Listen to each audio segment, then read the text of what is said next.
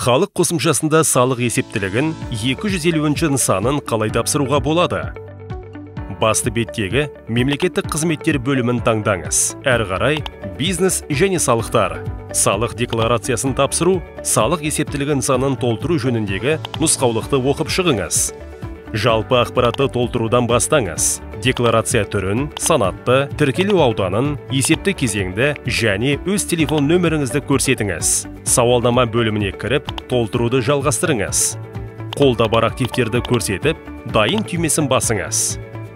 Қосымшаны қолда бар активтермен толығырақ толтырыңыз.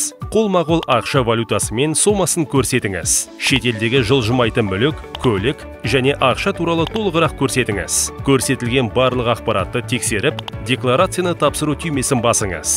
Керемет! Салық есептілігі мемлекеттік кірістер комитетіне жіберілді. Халықтағы мемлекеттік қызметтер қолданылуы ыңғайлы.